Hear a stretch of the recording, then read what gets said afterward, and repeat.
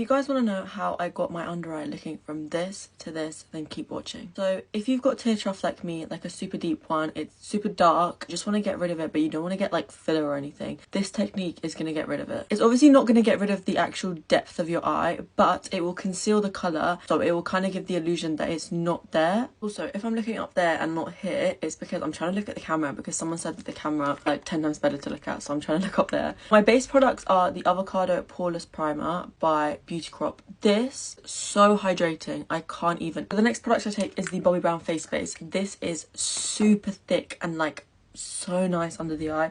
It kind of creates like a layer of like film. Yes, it kind of adds that moisture so your eyes don't crease, because when I've been using this combo, my eyes, like when I put the powder, before they used to crease, but now like during the day they just don't crease, which is like the best thing ever. Let that like sink in for like maybe 2 minutes. In my opinion, these concealers, the HMB concealers, are the only concealers that actually work for this kind of trick. You can use the same consistency, but I feel like it has to be this formula because it's super thick and full coverage. The first concealer I take is SF3N.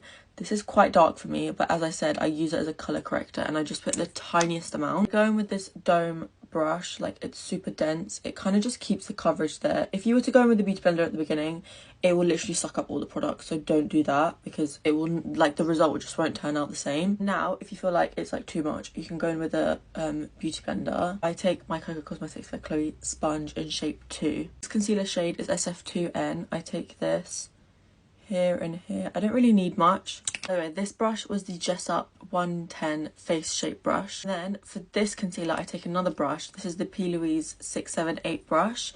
And I kind of just do the same, but blend it out. I don't know why I take 2 different brushes, but I just do. Key to this not looking cakey and creasy is that you just want to use the amount of product I applied. You don't want to like go and like create a full-on triangle, and like you don't need that much concealer. Okay, again, I take a beauty blender and I just kind of buff out like all the fine lines. Before applying powder, you want to let the concealer sit for like a good 2 minutes just to like fully dry, because if you apply the powder on top, it's gonna go orange. This powder puff is a huge part of it. Trigger Cosmetics, try it. You will never go back to the Amazon powder puffs, I promise you. Take the HMB powder and then I kind of dab the excess off on my hand. Make sure there's no creases under your eye. Just go over with the beauty blender again, and then I take, literally, I just kind of just pat it under my eye.